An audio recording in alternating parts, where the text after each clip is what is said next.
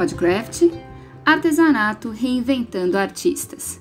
Se tem uma coisa que é corriqueira no artesanato, é a sua inspiração para reinvenção, a oportunidade que as suas técnicas oferecem a quem quer abraçá-las. Mudar de profissão, muitas vezes, implica em mudar de vida, reestruturar conceitos, ressignificar crenças. Mas também é a chance de se integrar mais e melhor com o outro, alcançar um número imenso de pessoas que partilham das mesmas paixões, dos mesmos sonhos. Vamos falar mais sobre isso? Podcraft, o seu podcast de artesanato.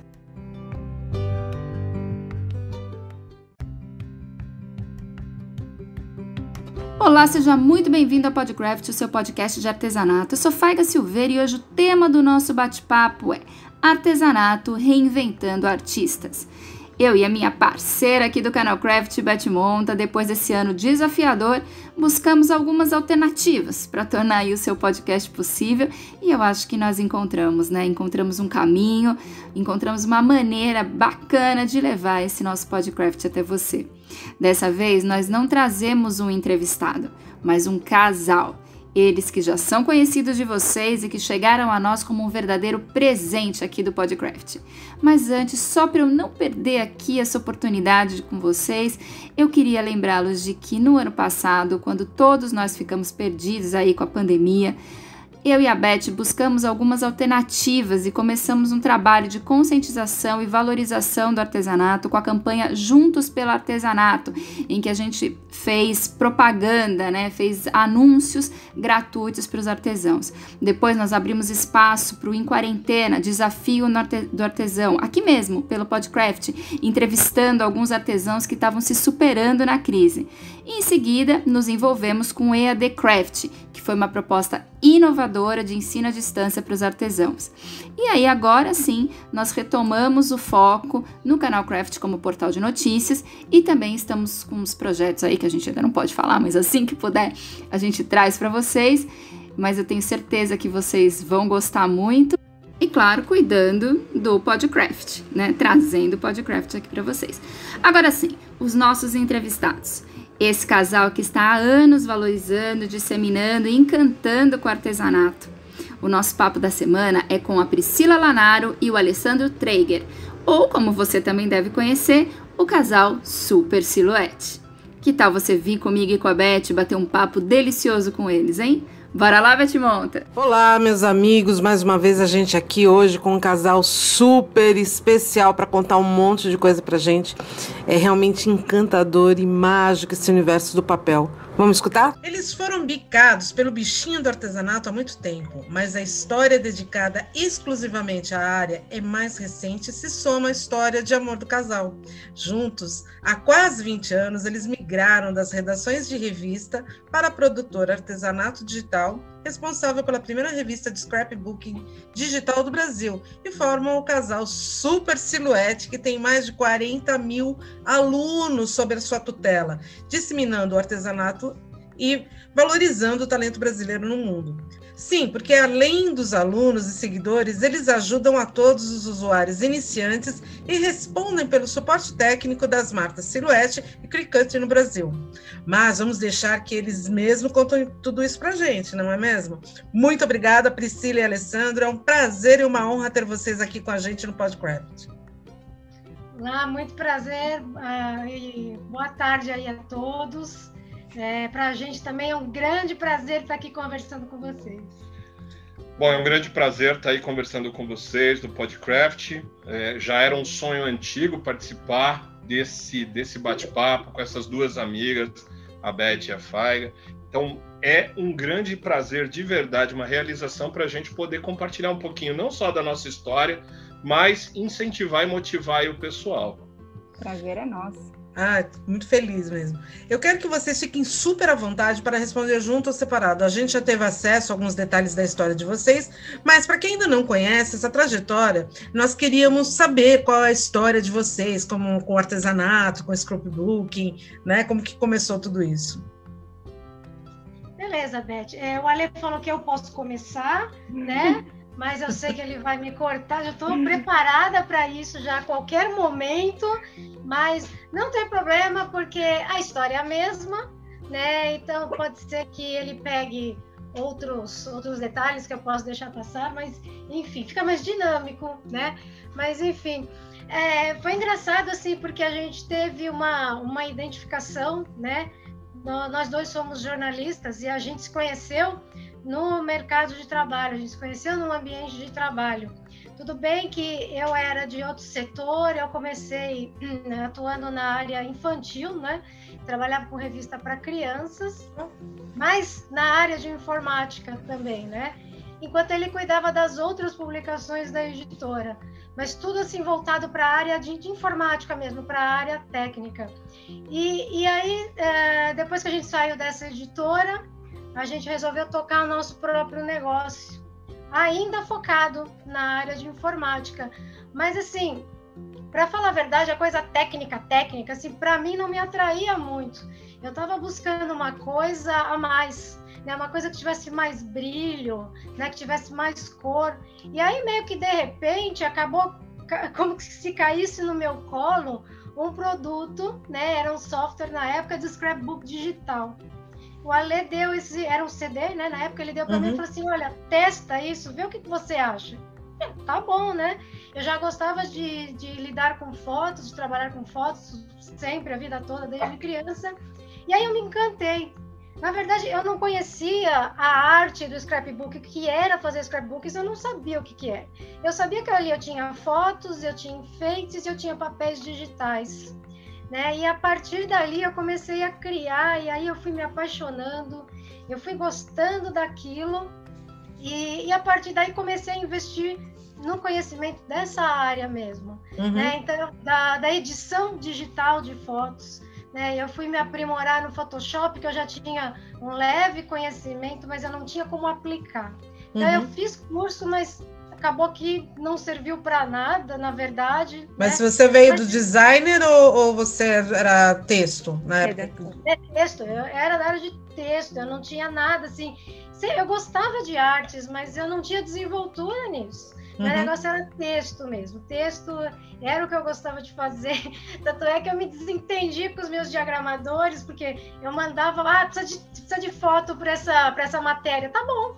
Eu buscava na internet umas imagens desse tamanho, assim. A eterna briga da redação com a diagramação. E aí eles falavam para mim, Pri, mas não dá, essa foto é muito pequena. Eu falava, aumenta. Aumenta, assim. Então eu não tinha muita noção, por isso que eu fui atrás de um curso de Photoshop para poder me entender com os meus diagramadores, né? Mas até então não tinha dado o estalo assim na cabeça do que é trabalhar com imagens. Foi a partir daí, né, desse software de edição de scrapbook que a minha cabeça começou a se abrir para esse novo mundo aí, né, de edição de imagens, e depois, né, no segundo momento, para arte artesanal mesmo, vamos dizer assim, né? Então eu comecei com o digital, com o scrapbook digital. E a partir daí a coisa foi se desenvolvendo, a gente foi tocando as revistas, depois que a revista entrou a produtora, a gente começou a fazer os DVDs, e aí a gente foi conhecendo esse mundo, foi conhecendo os profissionais da área, e a coisa só desenrolou, né, a partir daí. Na verdade, quando o mercado editorial começou a despencar e a gente veio de um mercado editorial extremamente aquecido, a gente colocava no mercado quase 1 milhão de revistas por mês, coisa louca, insana. A gente tinha uma redação lá com 32 pessoas que produziam praticamente uma revista por dia. E a gente trabalhava com CD-ROM, né? É loucura, isso a gente sente até falta hoje.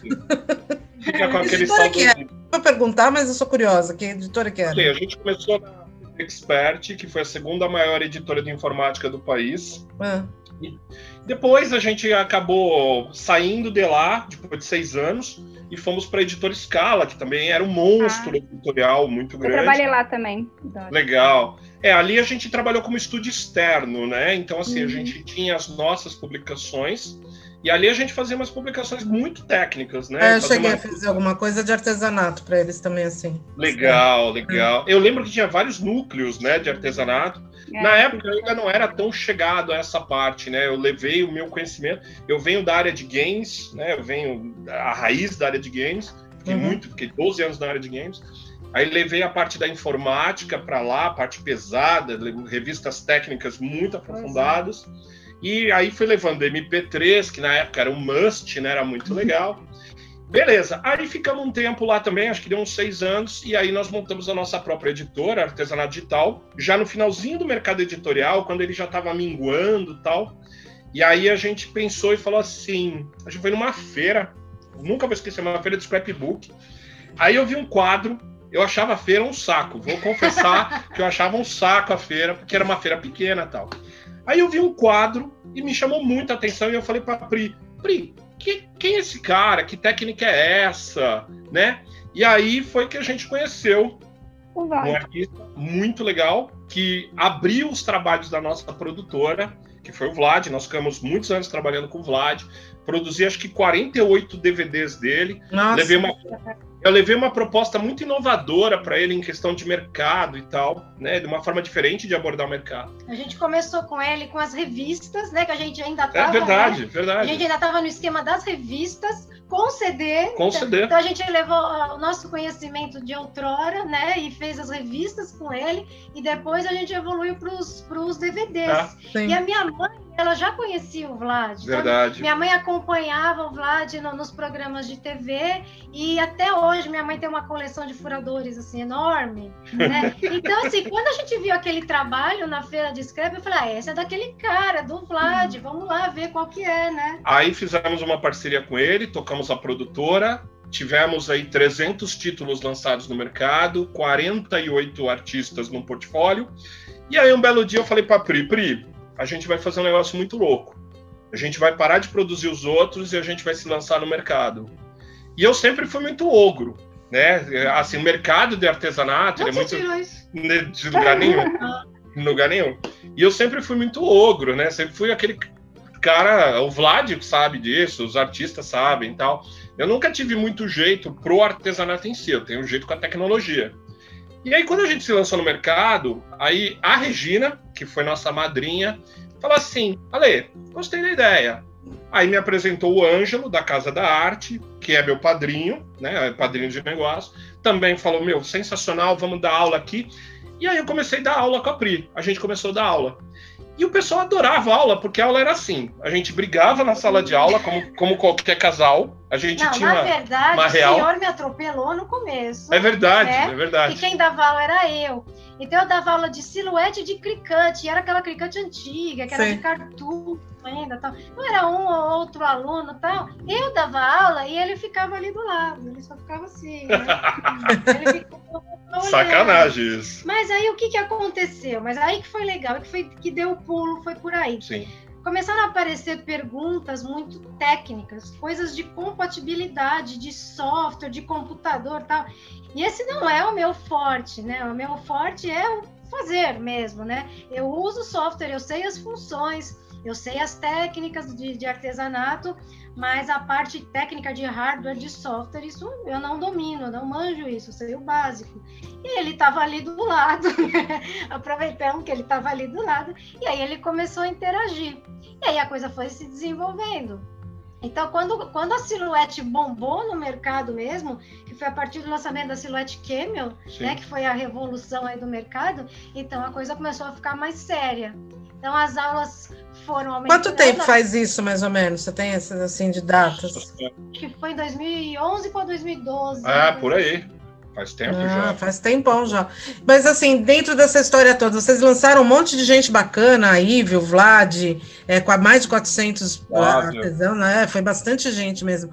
Agora, conta pra mim, o que vocês acham que é o grande diferencial do casal, do super casal Silhouette? Bom, é mais ou menos o seguinte, a gente divide uma paixão pelo mesmo objetivo, só que em ângulos diferentes. Eu acho isso muito interessante. A Priscila é a parte artística, hoje também fala da parte técnica, mas é aquela parte artística, é aquela visão do toque delicado.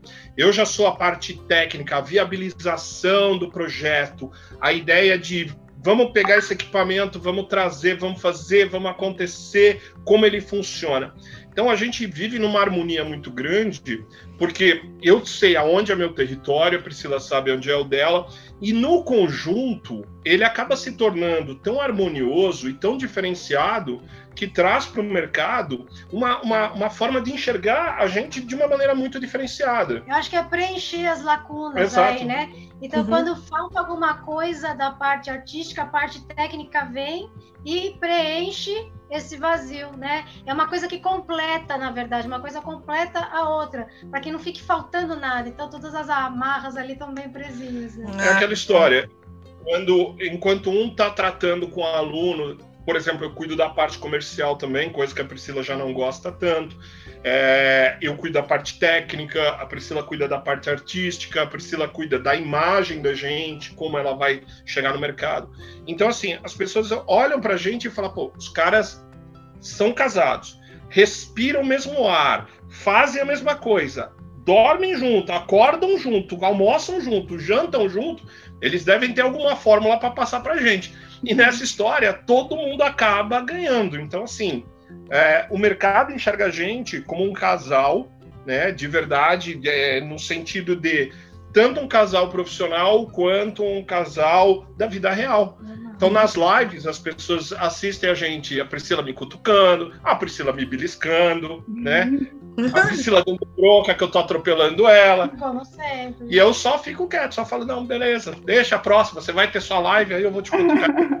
É mais ou menos o mix perfeito do sonho e da realidade, né? Onde é que a gente junta o sonho, uma sonha, o outro concretiza. Legal isso, né? Eu dou as viajadas e o Alessandro aqui dá os... Perfeito. Né? Para ver até onde pode ir, né? Apesar que o Ale tem umas ideias bem bacanas também. Às vezes, quando... É assim, né? Às vezes, quando um empaca, o outro vai lá e dá uma cutucada. Fala, olha, vamos ver por esse lado. Esse não tá dando certo, vamos tentar outra coisa. Então, vai... um empurrando o outro, assim, lado a lado, mas um empurrando o outro, né? E nessa história toda, ao longo, nós somos casados, já tem 19. 18. Eu ia falar 19. Vai pra 19. Vai pra 19. Ó, não errei, hein? Ponto pra mim. Também? Não errei. Então, assim, senão vai dormir na casinha do cachorro. Não tem casinha. Aí não tem casinha do cachorro, vai dormir no relento. É verdade. Então, assim, uma das coisas que a gente veio agregando todo esse tempo, eu venho fazendo a Priscila gostar da parte técnica e a Priscila vem me fazendo gostar da parte artística. E aí, você vê que a gente vai soltando no mercado uns trabalhos diferentes e não é aquele trabalho que você olha e fala assim, nossa, eles só fazem aquilo. Se você vai no Instagram, se acompanha o grupo, um dia eu tô fazendo sublimação de prato. No outro dia eu tô muito louco e tô fazendo ali um agasalho de alguma série da Netflix.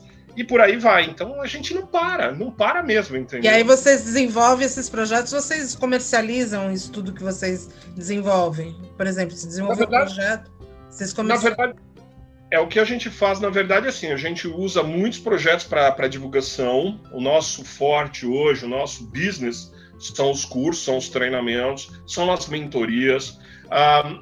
Também, hoje, nós temos parceria com a Scrap Brasil, que é o pioneiro em distribuição de máquinas, né, e de materiais de scrapbook. Então, nós temos a parceria, hoje somos professores titulares. Então, assim, eu dou suporte lá para todos os usuários, nosso curso vai com a máquina. E esses projetos que o pessoal enxerga, normalmente, ou faz parte de um projeto de divulgação de algum curso, ou ele faz parte de uma divulgação pessoal nossa, para incentivar as pessoas a entenderem que um equipamento X pode fazer uma coisa diferente do feijão com arroz. Entendi. A nossa regra é aparecer no mercado, mostrando que, ok, você pode fazer o feijão com arroz, mas você pode ir além. Pode fazer um belo estrogonofe, né? Uma comida um trabalho mais refinado, sem gastar muito, né? Bacana. Inclusive, até ontem a gente teve uma live, né? Ontem foi quinta-feira, a gente mostrou como 2 folhas de papel, um pouco de criatividade e uma lata de cerveja. E olha que legal, hein? Você faz um quadro. A lata de cerveja eu entendi, tá? A gente... eu parei na lata de cerveja. Ok, ótimo. Tá vendo como a gente convence as pessoas a fazer o projeto? Tem muito segredo, né? A gente precisava da lata de cerveja para fazer o projeto. E eu falei pra ele, tá, mas e aí, Ale, né? Como é que vai fazer, né? Eu não bebo. Toma ao vivo. Eu falei, não, você tá mentindo. Eu falei, não, toma ao vivo. Eu falei, tá bom. Quando precisar de ajuda, dá uma chamada que a gente resolve esse problema. Mas vou lembrar disso. Ô, gente, e assim, vocês foram os responsáveis por mais de 500 edições de revistas para o segmento infantil, de games, informática, né? Pelo que a gente já andou fuçando aí, que vocês também já nos ambientaram. Quantas edições de Scrapbook Digital foram com a editora Artesanato Digital? Vocês têm ideia? E a editora existe ainda como editora e produtora? Não, a editora, ela tendo como base o afunilamento do mercado de distribuição, quando a gente viu que, e vocês são do mercado, vocês vão entender, quando se extingue um distribuidor, né, só tinha 2 no mercado, um cai fora, então fica na mão de um, aí o mercado, ele realmente despenca. Então, nesse caso, a gente resolveu parar. Nós fizemos 5 edições da revista, a revista ela era trimestral. Nós fizemos 5 edições da revista, tivemos uma tiragem de mais ou menos no total aí, uns 300 mil exemplares no total, né, o que foi bem bacana. A gente nós não tínhamos anunciante, não tinha departamento comercial, e a revista era criada dentro de casa. A gente morava num apartamento de 50 metros quadrados na época, hoje a situação é um pouco diferente, quer dizer, radicalmente diferente, porque a gente tem hoje um estúdio dentro de casa. Então, assim, a gente produzia a revista dentro de casa, tudo remoto, tinha um diagramador que recebia os arquivos e fazia o projeto pra gente, eu levava na gráfica, aí nós tínhamos um estoque, enfim. Então, assim, foi um projeto diferente, foi um projeto curto, porque nós entramos no fim do mercado editorial, né? E, assim, fim do mercado editorial, porque não tinha mais onde colocar, as bancas estavam fechando, né? Você tinha X mil bancas, de repente você tem 1/10 daquilo, então se torna muito difícil ganhar dinheiro. Sem a área comercial, dependendo da venda de banca, era um projeto e ainda com CD-ROM, e a gente já estava aproveitando o final do momento do CD-ROM, né? Eu digo para a Priscila que a gente se conheceu na era do CD-ROM, a gente namorou na era do CD-ROM, a gente noivou na era do CD-ROM, a gente casou na era do CD-ROM, só não deu para continuar a vida na era do CD-ROM porque acabou, né? Mas deu para se segurar legal. Então essa editora hoje, ela não existe mais, o que existe é a produtora.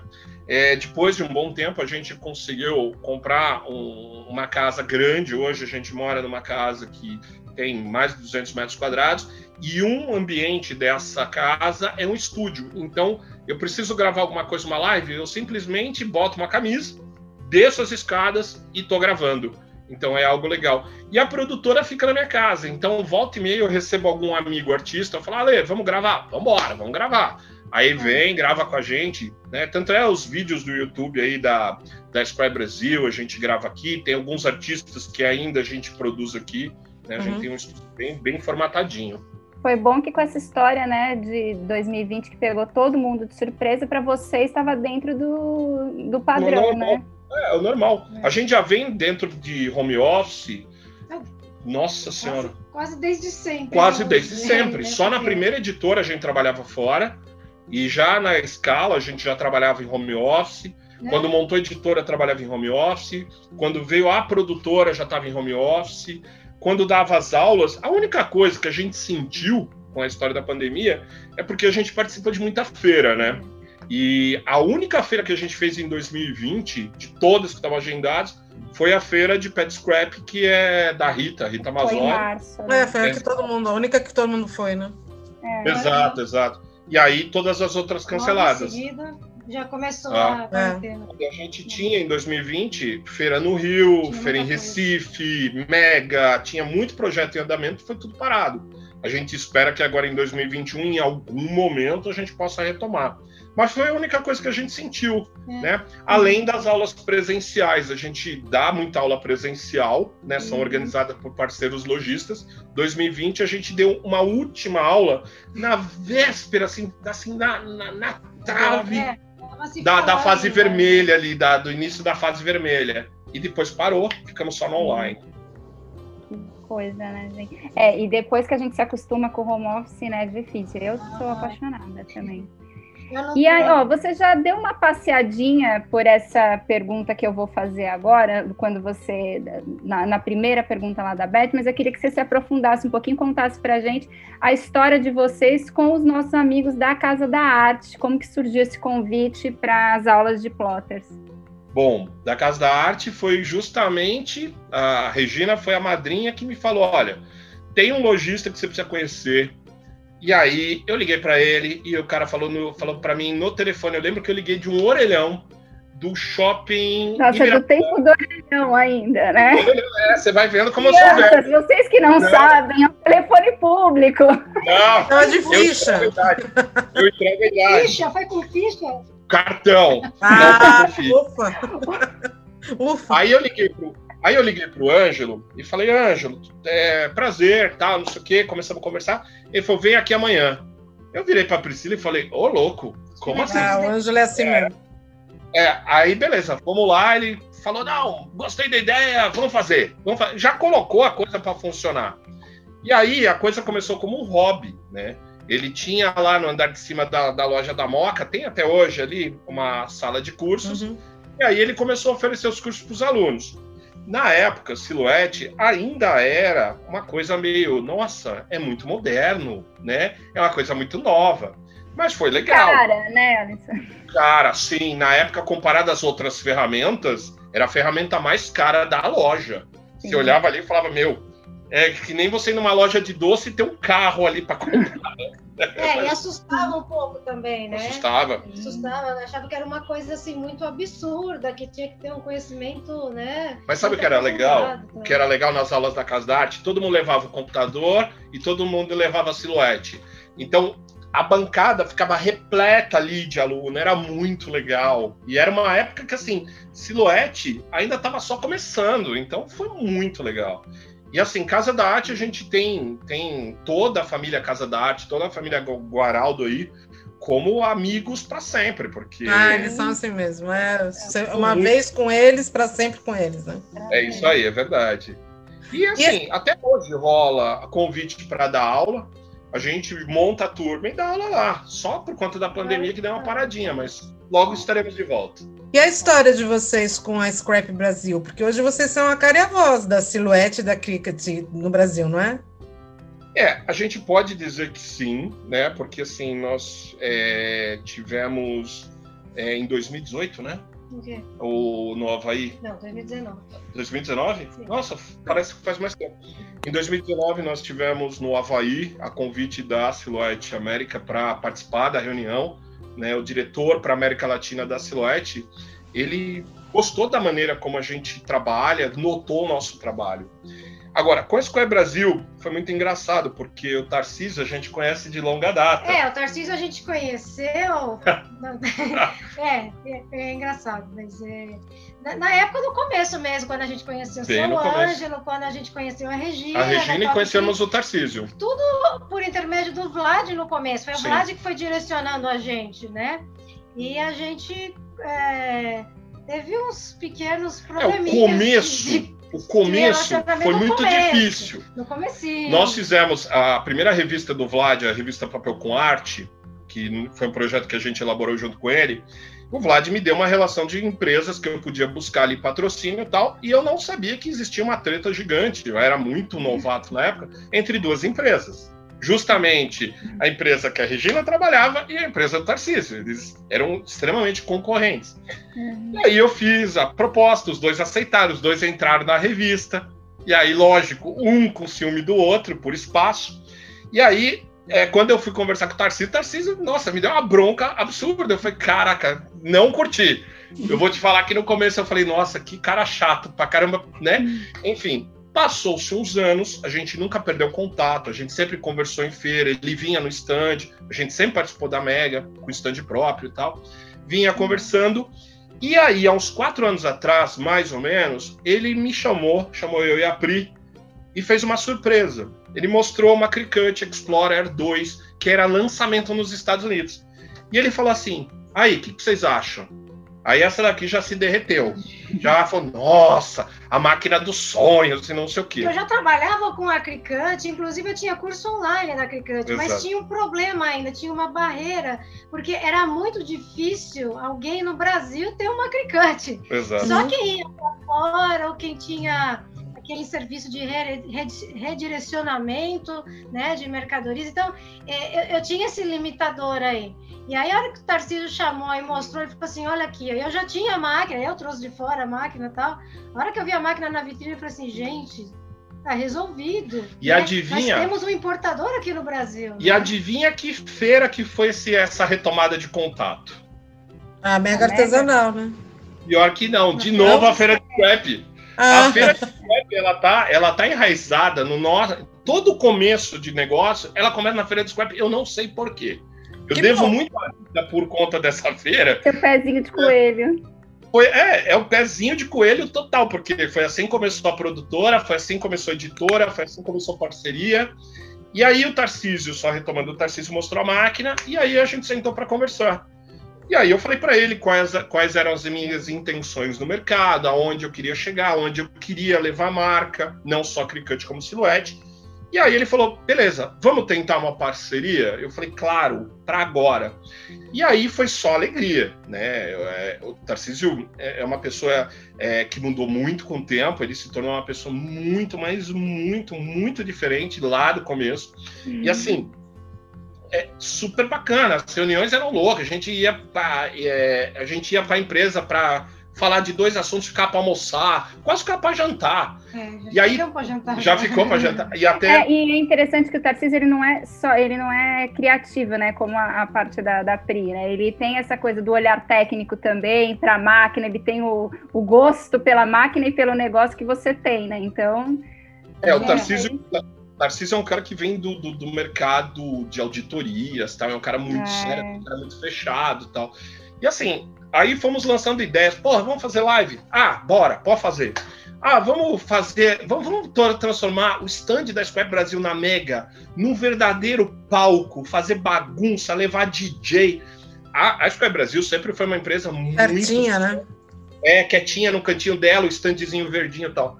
Aí chega os loucos e fala o seguinte, vamos colocar DJ, vamos colocar som, vai ter um cara vestido de grilo gigante lá, que é o símbolo da Cricut, vamos fazer sorteio, vamos fazer aula show, não sei o quê.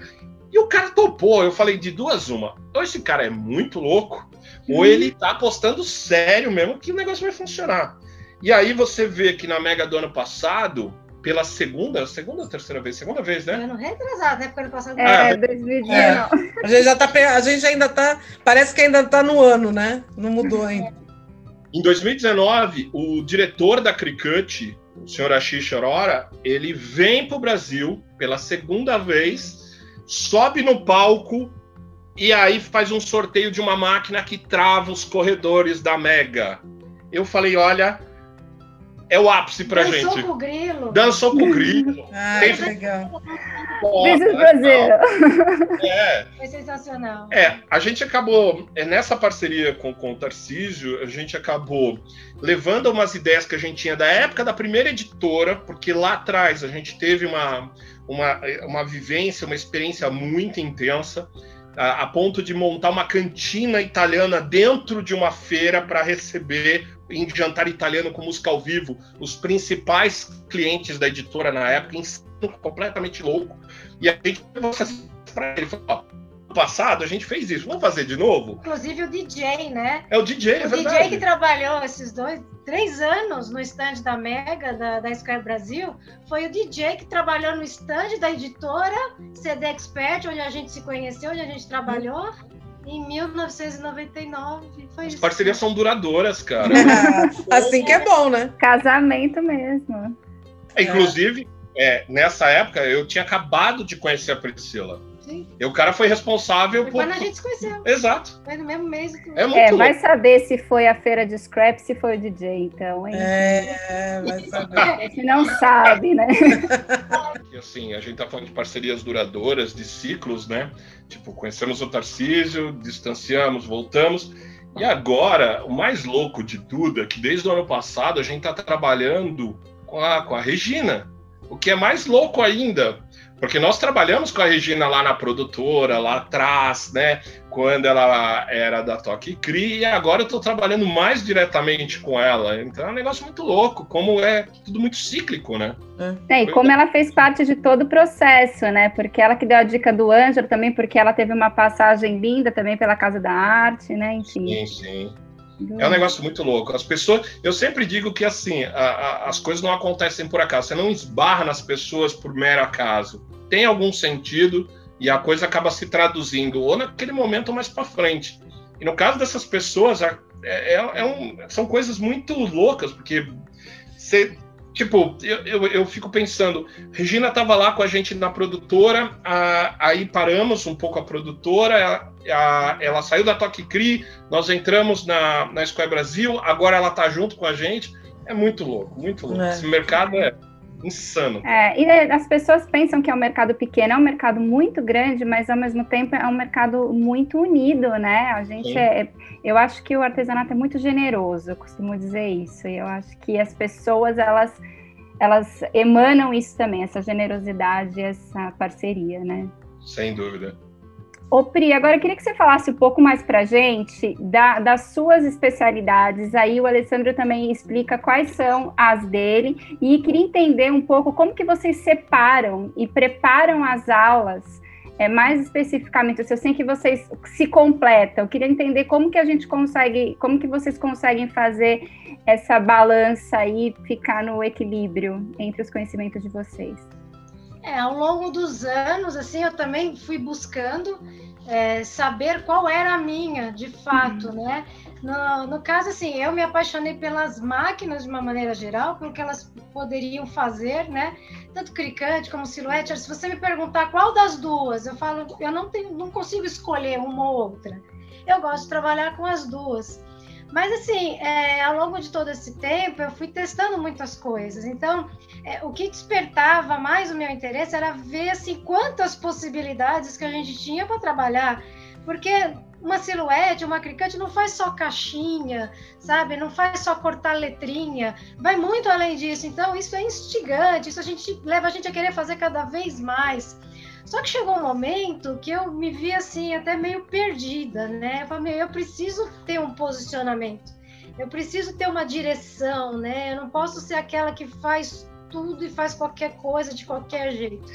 E aí eu vou voltar às origens, né? Fui voltar um pouquinho às origens e já tem um certo tempo que eu estou direcionando meu trabalho para o scrapbook, mais especificamente, usando as máquinas. Né? Então, hoje eu consigo aliar a arte digital com a arte artesanal, com o trabalho manual, com as técnicas que eu fui aprendendo ao longo desses anos, né? Com o convívio com esses artistas que a gente conheceu e o mundo, né? Que está aí, né? A internet, tantos artistas talentosos aí no mundo todo, né? Então, eu fui somando essas coisas. Então, quando é assim, quando a gente quer criar uma aula de projeto artístico mesmo, aí é comigo, né? Então, eu elaboro, eu crio os kits, eu crio as artes. Mas não pode ficar só nisso, né? A pessoa tem que ter um embasamento técnico das coisas. Então, aí entra o Alê. Né, o Ale que tem esse conhecimento técnico, que eu falo que ninguém tem o conhecimento técnico que ele tem, não só da máquina em si, mas de software. Então, é uma bagagem que ele tem, que ele carrega há muito tempo. Então, não basta só você entender da máquina, tem muita coisa por trás que muita gente não tem esse conhecimento. Então, eu acho que isso é mais um ponto, assim, legal que faz a nossa parceria funcionar, né? Hoje, a Priscila está muito focada no scrap, eu continuo com praticamente todas as técnicas envolvendo a máquina, né? Aí cricante, silhuete, a gente trabalha bastante arte com papel, a gente trabalha algumas coisas também com vinil, que vinil é um material fabuloso, que dá para você criar obras de arte, as máquinas cortam super bem, né? A gente, há um tempo atrás, nós tivemos uma boa parceria com a Contact, que é distribuída no Brasil pela Vulcan, do Rio de Janeiro, e ali eles viram que o material deles não era só para encapar livro, encapar armário, podia ser feito obras de arte. Então a gente tem esse lado focado, a Priscila no scrap, na arte com papel. Eu gosto muito de tecnologia, eu sou um nerd assumidaço, né? Assim, infelizmente, as pessoas... Para quem não está vendo a imagem, dá para perceber. Mas eles estão na frente de um armário chique. É um armário maravilhoso de colecionáveis de Superman, é só uma parte, né? Então, assim, eu sou um nerd super assumido, a Priscila não deixa de ser, né? Até a Priscila brinca que às vezes ela fala assim, eu preciso comprar roupa mais de mulher, né? Ela falando. Aí, beleza, 5 minutos depois ela tá comprando camiseta do Superman. Ou do Superman. Eu não consigo entender isso. Então, assim, hoje nós estamos engajados não só na arte com papel, na arte com vinil, como também no scrapbook, na sublimação, que é um mercado gigantesco. Eu sou fã, eu sou louco de pedra pela impressão 3D. Eu estou 3 anos nesse mercado. E aí, em primeira mão, para as pessoas que estão ouvindo aí o Podcraft, estou desenvolvendo uma peça gigante, não anunciei para ninguém, estou desenvolvendo uma peça de 3D que tem 2 metros de altura. É uma peça que eu estou trabalhando hoje, na data da gravação aqui, há 3 meses, e ainda não contei para ninguém o que vai ser. Quem e a peça o que é? Aquelas que ela quer saber mesmo. Impressora 3D, então? Eu assim, entrei no mercado 3D, me apaixonei, depois eu vou mandar uma foto de uma prateleira que eu tenho das peças que eu produzi. A partir do mercado 3D eu aprendi não, tô aprendendo, porque todo dia você aprende coisa nova. Aprendi a pintar, coisa que, pelo tamanho das mãos da criança, você vê que o pincel aqui se perde, né? A ogrice é tanta. Então, assim, pelo 3D eu acabei me envolvendo mais ainda na parte técnica, acabei achando uma coisa para dar vazão a um pouco daquele estresse do dia todo, do atendimento. Não que 3D seja relax, porque é mais dor de cabeça, as coisas param de funcionar sem explicação, né? E aí você tem coisas absurdas. Mas, Ale, deixa eu te perguntar uma coisa. Explica, porque assim, aqui tem um monte de tiazinha, inclusive eu, né? Como o 3D entra no artesanato? Cara, é muito simples. A impressão 3D nada mais é do que a transformação de um fio, que a gente chama de filamento, como se fosse um fio de plástico. Ele é derretido e a impressora vai moldando, ela vai fazendo uma escultura de acordo com o que você programa.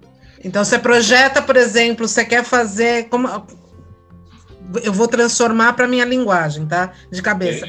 Como se eu fosse modelar um biscuit, só que eu desenho aquilo, eu projeto aquilo dentro de um programa de computador e aquilo sai impresso então. É que eu tô vendo, mas o povo eu sei, mas eu tô mostrando para você. Mas é isso, então você consegue modelar pelo aquilo que você pensou e a impressora elabora essa peça e depois a gente pode trabalhar artesanalmente pintando essa peça.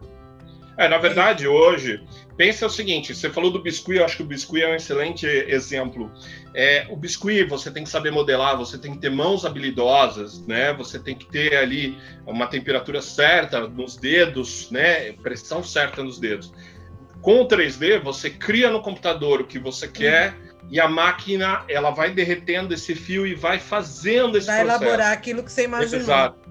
E o processo, o resultado final é impressionante. E hoje ele é extremamente acessível. Mas vocês estão comercializando já esse tipo de impressora que pode ser voltada para o artesanato? Então, é exatamente isso que eu ia falar para você. A Silhouette, ela lançou uns 4 anos atrás a primeira máquina dela para usuários totalmente novos. Aquele cara que não tem noção do que é o 3D, que chama Silhouette Alta. A Square Brasil me deu uma. Falou, Ale, você é meio maluco? Vê aí o que isso faz. Aí eu comecei a produzir peças com ela. E aí, em 6 meses, eu descobri que eu precisava coisas maiores. Eu queria fazer coisas maiores. Aí comprei outra. Aí fiquei 2 anos, comprei uma maior. Hoje eu tenho uma grande, uma enorme. Mas é uma coisa assim, hoje, tão simples. Há tempos atrás era um produto caro, era um produto difícil. Hoje, você vai na internet e fala assim, eu quero um vasinho para minha suculenta, só que esse vasinho eu quero como se fosse um personagem qualquer. Aí você vai lá, você abre o arquivo, manda para a impressora, a gente chama esse processo de fatiamento, que ele vai fatiando para as camadas, e aí você só observa. Se a gente comparar com o biscuit você precisa ser muito ativo, você vai lá, você faz. A impressão 3D é o artesanato inicialmente, tá? Porque depois pintura, lixa, isso é mais complicado. Mas inicialmente, a gente chama de artesanato passivo. Que a Priscila fala isso para mim, eu aperto um botão e fico lá 3 dias olhando a impressora fazer a peça. É isso. A impressão 3D hoje se tornou uma coisa tão simples, tão simplificada. E o material, a matéria-prima é tipo plástico, como bolinha de plástico, alguma coisa assim? Na verdade, ela é vendida em rolos, né, de meio quilo ou 1 quilo, e por incrível que pareça, muito fácil de achar. Quando eu comprei, eu falei, nossa, vai ser impossível de achar filamento, deve ser muito caro. E não é caro, você tem hoje uma variedade no mercado absurda. E vou te falar mais, durante a pandemia, esse mercado de 3D, ele explodiu. Se eu não tiver enganado, eu cheguei a ver alguma coisa de 3D na época na Zódio. Eles davam algum tipo de curso, não davam lá de 3D, e eu lembro que eu fiquei olhando, não entendi direito. E eu acho no laboratório deles tinha uma 3Dzinha, e no andar de baixo da Leroy Merlin, até hoje ainda tem algumas 3Ds, mas o aluguel, como é um projeto que leva muito tempo, alugar por hora torna-se inviável. Caro, né? É muito caro. Então o grande negócio é comprar. Hoje, com R$2.000, você compra uma impressora 3D para botar na tua casa. Você não precisa de curso, você só precisa de paciência. E qual que é a média de preço do quilo ou do meio quilo de filamento? Se você pegar um top de linha, você vai pagar uns R$120 no quilo, e 1 quilo dá para fazer bastante coisa. E se você pegar o mais baratinho, você paga R$89, não é nada bem fora razoável, do mundo. E aí entra, por exemplo, o mercado depois das tintas. A Acrylex, por exemplo, ela tem uma tinta que é altamente recomendada para diluir, para pintar tanto no pincel quanto mas não requer um prime, alguma coisa assim? Prime primeiro, lixa, e aí começa a fazer as aplicações. Então, mas a hora que você abre essa possibilidade, na realidade, porque assim, vamos combinar que de tinta eu consigo entender um pouco melhor. Que é um trampo você trabalhar com prime, né? Então, assim, tava na hora das indústrias de tinta começar a pensar num produto que seja aplicação direta nesse. Porque, claramente, se há 3 anos atrás uma impressora de 3D era uma coisa cara e hoje já é acessível, óbvio que daqui a 5 anos vai estar praticamente quase igual uma impressora de papel em casa. Então, assim, quem se preparar hoje para ter esse material, trabalhar esse material de uma forma mais prática, vai sair na frente. Né? Mas você sabe que sem querer te cortar, mas você sabe que o Prime é o de menos. O maior problema que a gente tem hoje, e é um problema fácil de resolver, e até eu conversei com o Ângelo da Casa da Arte há um tempo atrás, são tintas prontas para aerógrafo. Porque o que acontece? As tintas, as PUs normais, elas são muito densas. Então, se você precisa do catalisador, né? Precisa diluir elas. O ponto principal é diluir. Então, hoje, existem algumas empresas que eu digo pequenas empreendedores que pegam tinta automotiva e fragmentam e diluem ela com solvente para ela ficar na medida certa por um aerógrafo. E eu vou te dizer, esse mercado é muito quente pelo seguinte, a Dremel, por exemplo, estourou de vender aerógrafo, porque ele tem um aerógrafo mais barato do mercado, e as pessoas acabam perdendo não o aerógrafo em si, mas a caneta, a pistola ali, porque não sabem fazer a diluição. Então, o cara que tiver a sacada de entender que o mercado 3D quintuplicou, e eu não estou brincando, porque eu peguei uma fila de espera para comprar a minha impressora de 4 meses. Não tinha na China para comprar. Você tinha que entrar na fila de espera do fabricante. Caramba. E aí, no final das contas, eles ainda cancelaram meu pedido, porque eles receberam um pedido grande, acabei comprando no Brasil por 2 vezes o preço. Mas beleza, faz parte, acontece. Mas o que eu te digo hoje, o mercado de 3D é um mercado extremamente divertido, é um mercado que eu já vi algumas mulheres, é um mercado mais masculino. É engraçado, né? Porque o mercado do artesanato, ele é quase dominado pela mulherada. Aí a gente olha o 3D, é invertido, ele é quase dominado pelos homens. Só que eles precisam das técnicas que a mulherada domina, né? Aquela técnica de saber pintar, saber dar acabamento nas peças. Então, o cara que tiver a sacada e enxergar o mercado 3D vai ficar rico. Hoje eu digo para vocês, é meu hobby. Hoje é meu hobby e a minha ruína. Porque o que eu gasto com filamento por mês, a dona Priscila já falou, vai morar na casinha do cachorro se continuar assim. Ou vai ter que fazer uma casinha pro cachorro no 3D. Boa ideia. Gostei da ideia. Boa saída. Depois Mas dessa agora... eu vou... Eu quero ver onde você vai pôr essa peça gigante. Você me perguntou... Qual que é a peça? A peça é uma escultura life size, é uma escultura em tamanho real, em dimensões reais, do Robocop de 1984. Meu, tu é nerd mesmo. É muito louco, é muito louco. Mas tudo, a estrutura, as Robocop medidas... de 84, meu, olha... Tem que ser original. Nerd que é nerd vai fazer o bagulho original, não aceita a releitura. Entendeu? Então sensacional. É isso. Agora conta para mim, além da formação em comunicação, né? Quais cursos vocês fizeram? Quais os mentores que vocês tiverem? Como vocês se atualizam para manter esse vigor do casal Super Silhouette? Bom, nós fizemos durante a editora. Eu fui editor-chefe da Cedexpert durante um bom tempo. E aí eu tive contato não só com a parte da redação, onde eu trabalhei por bastante tempo, mas com a parte da diagramação. E aí, eu e a Priscila, nós temos formação em design gráfico, pela Impacta Tecnologia, o que ajudou a entender, e eu acho que até valorizou a questão do trabalho que ela faz hoje do Scrap. Além disso, a gente acaba buscando muita referência lá fora. Quando a gente estava indo em formação do artesanato, as gravações dos cursos em DVD, a gente dirigia os artistas, eu dava sacadas de marketing, mas deixava o artista trazer a técnica dele. E aí eu fui aprendendo, imagina, 40 artistas diferentes, das técnicas mais diversas possíveis, do papel à madeira, passando pelo biscuit. Tivemos gente boa do biscuit, né? Tivemos referências do biscuit gravando aqui com a gente. A Bia Cravol fez, não? Bia Cravol, Angela Rocha, Emerson Nogueira. Legal, time bom. Top. A Bia Cravol, eu acho que nós tivemos com ela, nossa... Muitos, perdi a conta. Acho que uns 15 ou 20 DVD dela. Eu sou fãzaça dela. O trabalho dela é espetacular. Então, tudo isso, mesmo que não fosse exatamente a nossa área, agregou conhecimento na área do artesanato. Né? Uhum. Agora, lógico, tivemos aí contato com Flávia Terzi, que hoje...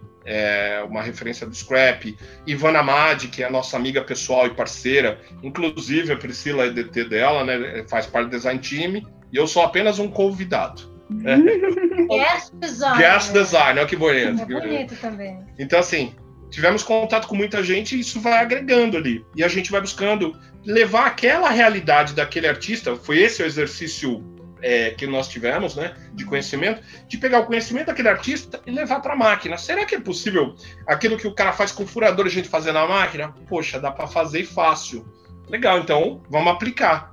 Então a gente veio buscando referência. Hoje, a gente está num patamar com os cursos próprios que a gente tem que ser muito seletivo naquilo que a gente vai assistir ou vai seguir, que às vezes é muito do mesmo, né?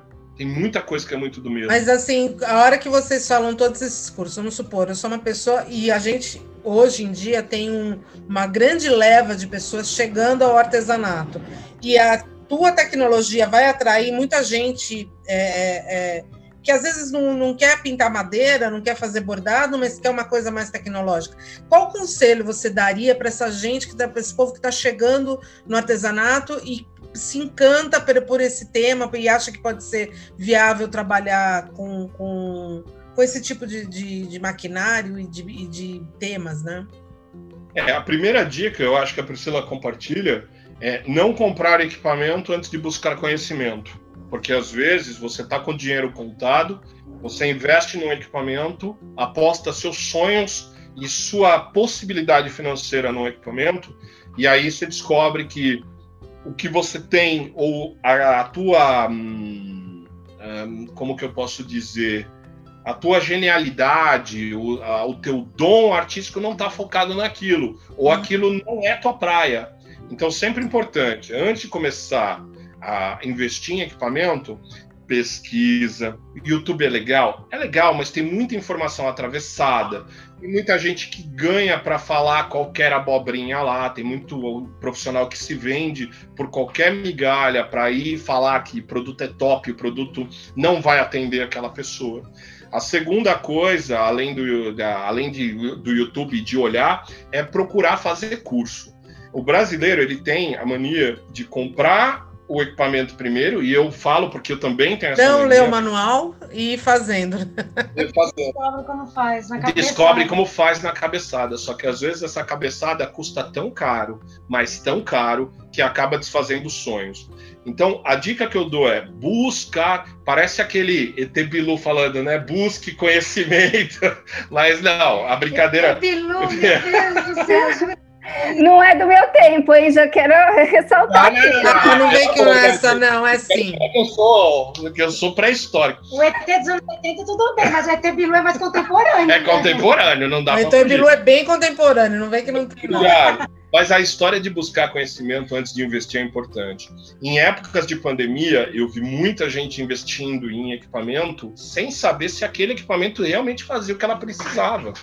Então, procura conversar com um profissional. Se não quer fazer curso, bate um papo com um profissional. Veja alguém que está no mercado, né, que você segue, acompanha, tenta conversar com ele para tirar alguma coisa. Eu vou emendar para a pergunta. Vocês têm uma rotina bem acelerada nas redes sociais, como o YouTube, e essas dicas as pessoas podem conseguir, né, dentro dessas canal, né? Esses canais que vocês fazem, dessa conversa que vocês têm. Como que as pessoas podem se informar? Por exemplo, eu quero fazer um curso.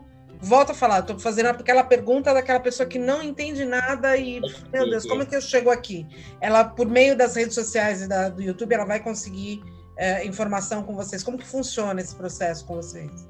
Bom, há uns anos atrás me falaram que o fato de ser muito acessível era algo muito ruim.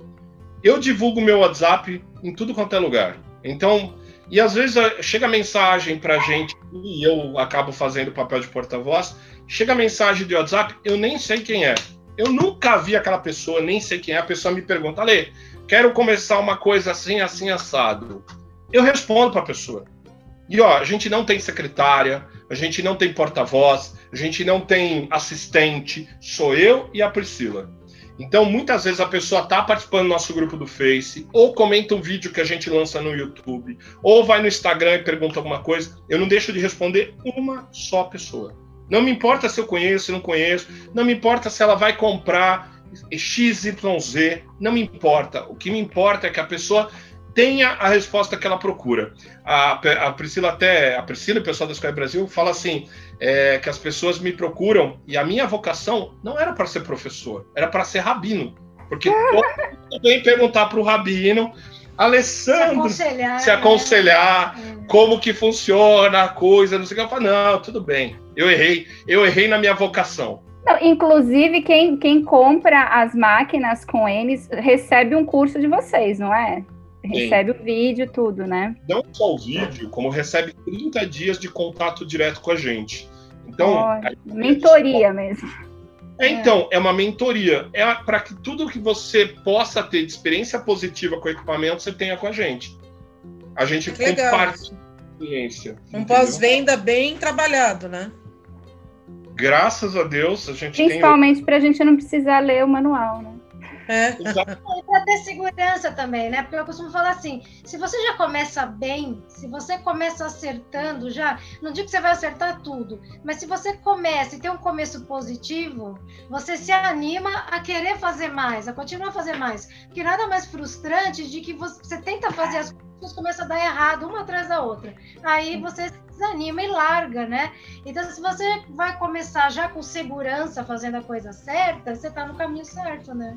E como você falou também no começo, né, Pri, que você começou, o que te encantou foram as imensas possibilidades que a máquina oferecia. Se desse alguma pepa, você tinha um técnico aí pertinho de você também que podia te ajudar. E quem é que não tem, né? Então, é uma vantagem, mas assim, inclusive no começo, quando eu comprei a primeira Cricut, assim como todo mundo, a hora que eu vi aquilo, eu falei, meu Deus, e agora? Né?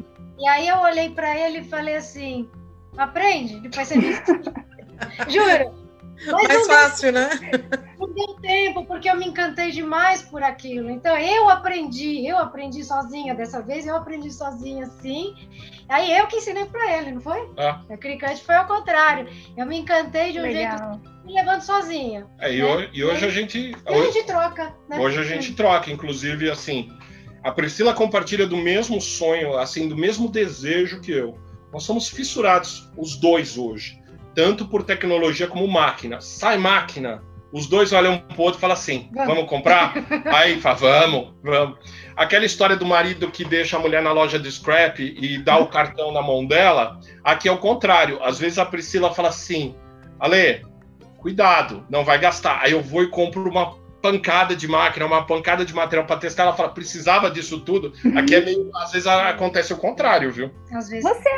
Você acha que, como você falou, que você é das antigas, mas você é um apaixonado, então você tá fora, né, desse público, mas que agora a gente tem um número de interessados no artesanato que é muito mais jovem também. Você acha que essas máquinas se tornam mais atrativas para esse público ou elas realmente acredito que ela é tão fácil de lidar, mesmo nós, leigas do outro século, a gente consegue fazer bom uso dela? Bom, eu diria para você o seguinte, de todos os alunos que nós temos desde adolescentes a pessoas da melhor idade. Então, assim, é um leque muito grande. Nas lives mesmo, você repara que a gente tem as senhoras que falam, ai, eu adoro vocês são os meus netos prediletos. Senhorinhas mesmo. Falam, vocês são nossos netinhos do coração. Tem umas coisas muito loucas. E eu não tenho, a minha idade já não permite, mas eu tenho uma né? É um negócio meio complicado. Mas, como você disse, o público jovem, ele enxerga na máquina uma alternativa de empreendedorismo, isso é muito legal. As máquinas de corte, elas foram pensadas, apesar de elas serem focadas no mercado doméstico, tem muita gente que sustenta, que tem a sua renda baseada na máquina. Eu tenho cases incríveis, eu tenho assim, no início da pandemia, eu peguei 8 alunos de diferentes idades e diferentes ramos de atuação, e eles deram depoimento de como era a vida antes da máquina e a vida agora com a máquina. Isso você considera só as de corte ou a de sublimação também? Porque a sublimação é um boom, né? Tudo. Se você pensar, todas as máquinas, é que as máquinas de sublimação, elas já são para o mercado do empreendedorismo. Elas estão focadas. Você não tem tanta gente comprando para uso doméstico. Você já tem um cara que está fazendo para fora, tirando pedido e tal. Então, inicialmente, eu estou falando das máquinas de corte, mas é um mercado que se completa, né? Porque o cara que faz sublimação, ele tem um material chamado filme de recorte, que é um vinil têxtil. Pega aquela almofada, vê se aquela lá tá... Da Cobra Kai. Você tem uma oportunidade de personalizar, você corta o material, eu vou mostrar para vocês, depois vocês colocam foto lá, ó. Vocês têm a oportunidade de produzir coisas dos mais diferentes tipos, usando máquina de recorte e as máquinas de sublimação, as prensas e tudo mais. E eu ia dizer para você o seguinte, hoje em dia as pessoas, essa nova geração, ela não está muito afim de ser empregado, de começar lá de baixo como estagiário, de ter um salário pequeno e restrito. Essa geração está com a cabeça um pouco diferente. Ele já quer começar com a empresa dele, ele já enxerga o home office como uma excelente alternativa, ele já vai atrás, ele já é uma geração que já nasceu mexendo no computador, então é mais fácil lidar com as coisas. Eles são mais ousados, né? Eles também eles não têm medo de arriscar. Exato. A geração antiga, a geração anterior, não vamos chamar de antiga, porque aí eu vou estar me ofendendo e ofendendo as pessoas da minha idade, a gente tinha um pouco mais de receio de mexer na máquina, a gente queria ler o manual de cabo a rabo. Hoje em dia está tudo muito prático. Então, assim, o que eu digo para vocês é, não importa a idade, não importa o objetivo. Se você quer fazer para você, para presentear, para passar o tempo, para superar. Eu tenho muitos alunos que têm síndrome do pânico, tem muitos alunos que sofrem ou sofreram de depressão por N motivos, né? Conseguiram se superar, quebrando algumas objeções e trabalhando com as máquinas. E assim, não é difícil, eu garanto. É mais fácil do que trabalhar com furador. Palavra de especialista, né? Isso assine embaixo. Gente, eu não sei se a gente deixou de falar, a gente já está chegando aqui no finalzinho, não sei se a gente deixou de falar de alguma coisa, de algum assunto que vocês queriam realmente reforçar, se vocês querem acrescentar alguma coisa. Queria que vocês ficassem à vontade para acrescentar, corrigir, reforçar, enfim. Esse espaço é de vocês. Eu acho que o Alê sintetizou bem agora até no final da conversa, né? Que realmente não importa para que você quer uma máquina, né?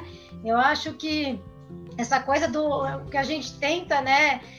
Bate sempre nessa tecla de vencer o medo que as pessoas ainda têm de investir, porque o medo é o que nos trava, que impede a gente de ir além, de conhecer coisas novas. E quando a gente supera isso, foi o que aconteceu comigo também. Eu também tinha um pouco de restrição aí quanto à tecnologia, quanto a software, computador, essas coisas. A partir do momento que você derruba esse medo, essa objeção, um mundo novo se apresenta para você. Então, assim, quem não conhecia isso e acaba conhecendo, se deslumbra. E isso é muito gostoso. Então, tanto assim, para fazer para vender, para fazer porque você gosta, para fazer alguma coisa para presentear alguém, você tem o equipamento ali à sua disposição a hora que você quiser e sabendo dominar bem, sabendo aplicar bem as técnicas, você faz o que você quiser, o mundo é seu. Isso aí. Eu queria aproveitar também para dar um recadinho para os maridos aí que de repente estão ouvindo pelo rabinho do ouvido ali. Conheço o rabo do ouvido. Rabo de ouvido. A história de eu estou ouvindo alguma coisa ali. Tá. Para apoiarem as esposas aí nessa empreitada, né? Porque assim, eu tenho alguns casos de que o marido não se interessa pelo que a esposa está fazendo, produzindo, e às vezes é importante dar essa força. O segredo do sucesso é sempre entender, apoiar, ajudar, né? Quebrar os obstáculos, que a coisa dá certo. Eu vejo muitas esposas que compram a máquina, muitas mulheres que compram a máquina, e aí o marido já mete aquela pressão de isso aí tem que dar dinheiro. E às vezes demora um pouco. Até você e às vezes está ali o negócio dos dois mesmo, né? Ele tem... É exatamente isso que eu ia falar, Faiga. O que muito acontece é que aí, no primeiro momento que o maridão tem aquele problema na empresa, salarinho atrasado, quem que vai sustentar a casa? A esposa com o equipamento ali. Eu sei. Por isso que esse recado é importante. Eu, como homem e como casado, eu digo para os meus colegas homens aí também que é importante apoiar, é importante acreditar. É legal criticar? É legal criticar. Críticas construtivas, não destrutivas. É importante deixar todo e qualquer preconceito de lado, né? Porque nada mais é do que um preconceito. Então, assim, entender que o trabalho artesanal é muito digno, né? É um hobby que pode ser hobby, ele pode ser trabalho, ele pode ser terapêutico, ele pode ser o que quiser, mas em todas as situações ele é muito digno, né? E ser artesão é um orgulho danado para todo mundo, né? Cara, eu digo para você o seguinte, jornalista de formação, né? Os dois aqui, nós temos outras formações, mas nós temos orgulho. Tudo que nós temos, e não é brincadeira isso, tudo que nós construímos, as viagens internacionais, as viagens de lazer, casa, estúdio, carro, seja o que for, tudo veio do artesanato. Do trabalho do artesanato. Então nós somos muito gratos por termos conhecido, e eu até brinco que eu sou muito grato à minha mãe, porque quando nas férias ela não tinha o que fazer, 3 filhos, né, 2 homens e uma mulher, não tinha o que fazer, não tinha onde levar as crianças, e eu sempre fui garoto de apartamento, não gostava de descer para jogar bola, essas coisas. Aí minha mãe me ensinou a pintar peça de gesso. As férias escolares eu pintava peça de gesso. A Priscila tá rindo, mas foi assim que eu descobri. Eu lembro disso, a gente fazia mesmo isso, que a gente é mais ou menos da mesma época, né? Era atividade corriqueira. Eu lembro que minha mãe comprava na banca umas revistas que tinham os moldes para você colocar na roupa e a atividade era pintar as camisetas, tal, e aí, lógico, o molde ali, o stencil fazia todo o trabalho, e foi isso que me levou a pensar, por mais ogro que eu seja, né, no fundo, eu até achei um talentinho para fazer algo bonito, né, algo legal, né? Bem no fundinho, a Priscila conseguiu resgatar do Shrek aqui, algo bem legal. Então, o que eu digo é, como você disse, o artesanato é um meio de sobrevivência muito digno, é um meio que merece toda a atenção. Infelizmente, algumas pessoas entram no meio do artesanato e eu digo que é o empreendedor do susto, né? Eu sempre falo isso para meus alunos, que não é uma coisa planejada, né? Você perdeu o emprego, você perdeu tua fonte de renda, para onde você vai? O artesanato. Então, você não precisa ser um empreendedor do susto. Você pode se programar, você pode planejar. Tem alguns casos muito legais que eu conheço, como a Renata, da Papel e Confeito, não sei se você conhece, ela tem um projeto maravilhoso com papel. Ela tinha um alto cargo, né, em multinacional, e aí o que ela fez? Ela se planejou e entrou no artesanato para ter uma vida melhor. E hoje ela é uma empreendedora de mão cheia. Então, assim, que legal. Artesanato é legal, tem que se planejar e, principalmente, tem que ter apoio. O apoio começa dentro de casa, isso é muito importante. Sensacional. Olha, a gente queria agradecer muito a conversa, foi um papo pra lá de gostoso. E a gente espera a gente poder continuar muitos outros, né, dar continuidade a essa conversa. E conta, afinal de contas, eu quero saber muito. Quero ver essa peça pronta que está aí. Logo em breve. Todos nós, tem que publicar. Conta pra gente as redes sociais, como a gente te acha vocês na rede social? Nas redes sociais. Bom, a Priscila tá no Instagram, Pri Scrap Lanaro, no tudo Instagram, junto. tudo junto. No Facebook também tem uma página no Facebook, também é Pri Scrap Lanaro. O grupo, né, no Facebook, que é o Silhouette, Super Silhouette. Exato. Tem bastante gente lá já, né? O canal do YouTube, Super Silhouette. O Instagram, Super Silhouette Oficial. E para não deixar escapar, a gente ainda tem uma página que chama-se Casal Super, onde a gente publica umas aventuras doidas que a gente faz aí no meio do artesanato também. As lives semanais, né? E, inclusive, as lives semanais a gente roda lá no Casal Super. Casal Super. Legal, gente. Muito obrigada.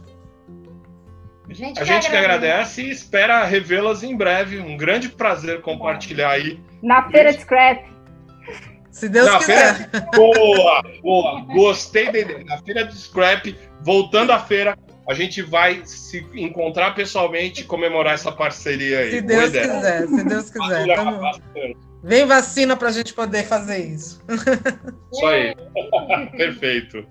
Viu só quanta coisa que a gente aprendeu hoje? Gente do céu, olha como esse universo do artesanato é cheio de possibilidades e como a gente tem coisa para aprender a cada minuto. É muito legal.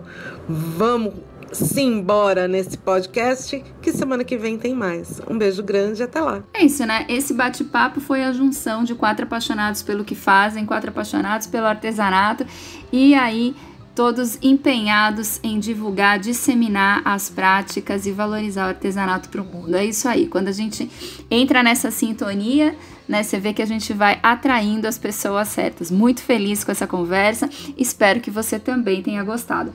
Só para reforçar, se você ainda não acompanha o trabalho desses dois incríveis, a @ da Pri no Instagram é Pri Scrap Lanaro, Lanaro Lanaro mesmo, bem simplesinho, ou você digita Casal Super Silhouette no Google mesmo e você vai ter acesso a todo o material deles, ao canal deles no YouTube. Se inscreve lá e vai ser muito legal. Tenho certeza que se você ainda não acompanha, não gosta, não tem por que não se apaixonar.